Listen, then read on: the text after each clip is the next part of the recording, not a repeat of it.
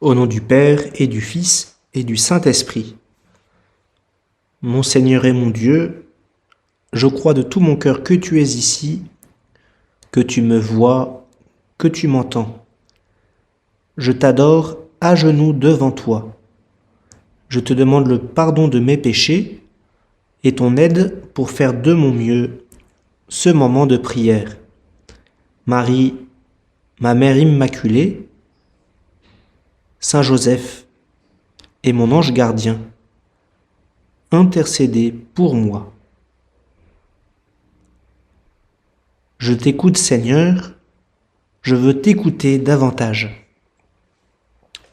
Aujourd'hui, vendredi de Carême, tu vas peut-être méditer les 14 stations du chemin de croix, qui est une belle coutume à faire durant ces vendredis de Carême.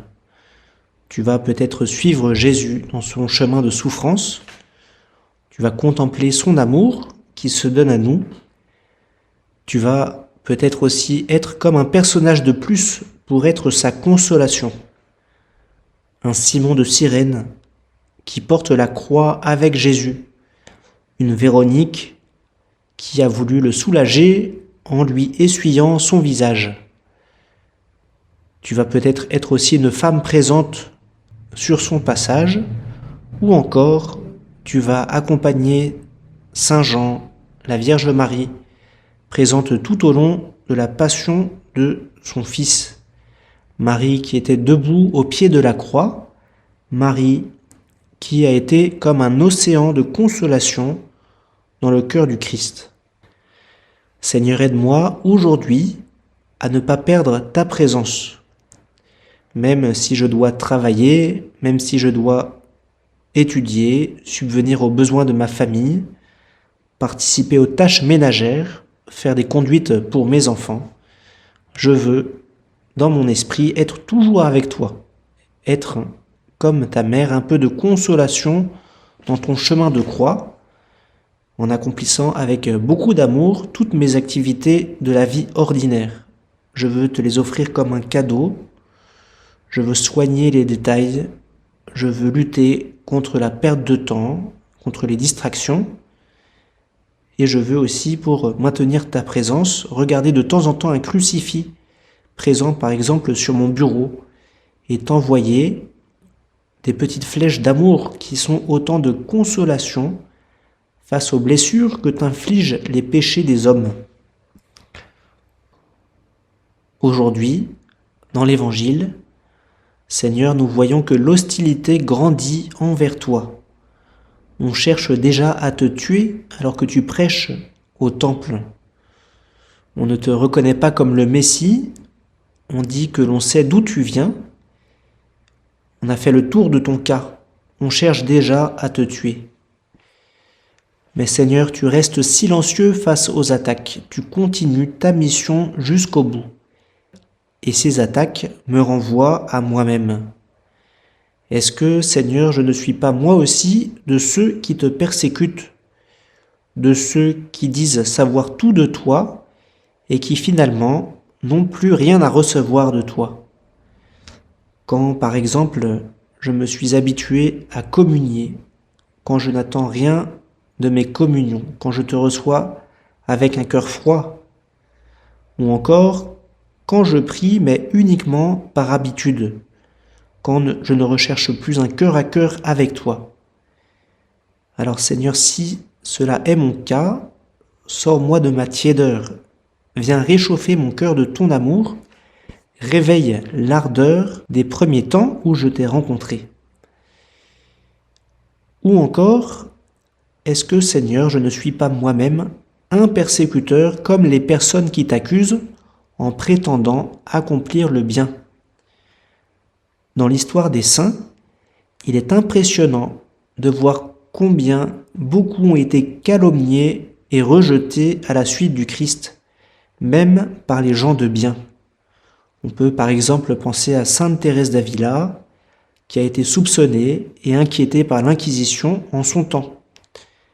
Ou encore Saint Jean de la Croix, qui a été mis en prison à plusieurs reprises par ses frères religieux. Ou encore Saint Padre Pio, qui a été interdit de confesser pendant 12 ans.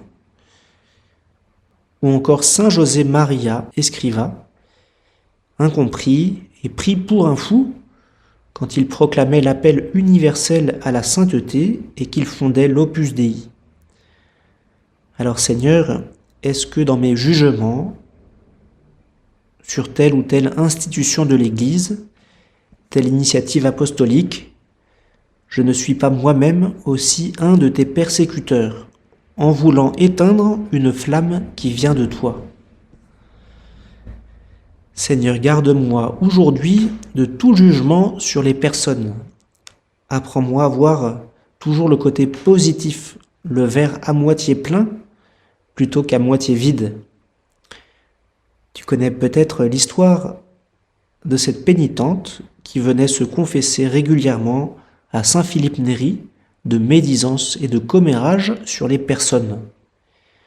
Comme cela devenait régulier, Saint Philippe Néri a eu un jour l'idée de lui donner comme pénitence de prendre une poule et de lui demander de la plumer en marchant dans tout le quartier, puis de revenir la voir. Une fois revenu, le saint demande à cette femme de ramasser toutes les plumes. La pénitente lui dit que c'est bien impossible, qu'il y avait des plumes dans tout le quartier.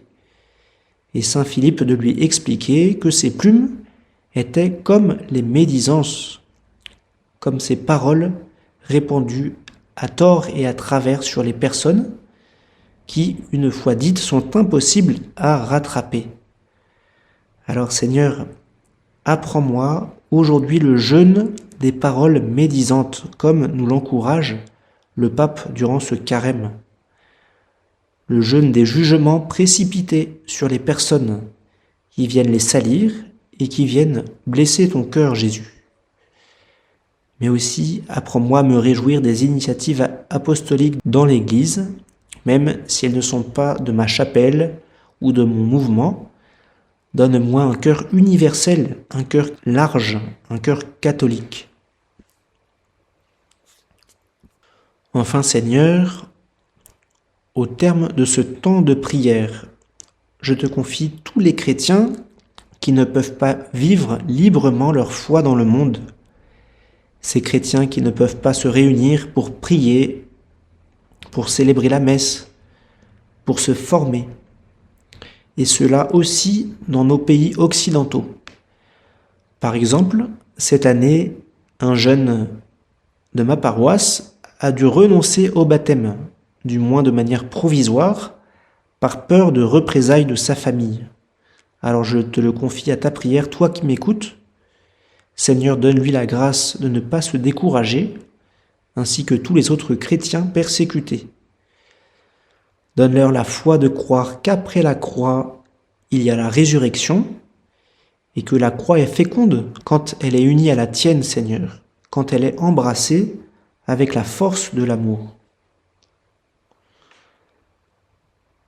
Je te remercie, mon Dieu, des bonnes résolutions, des beaux désirs et des lumières que tu as semées dans mon cœur pendant ce moment de prière. Je te demande de m'aider à les faire fructifier. Marie, ma mère immaculée, Saint Joseph et mon ange gardien, accompagnez-moi toujours en chemin. Au nom du Père et du Fils et du Saint-Esprit.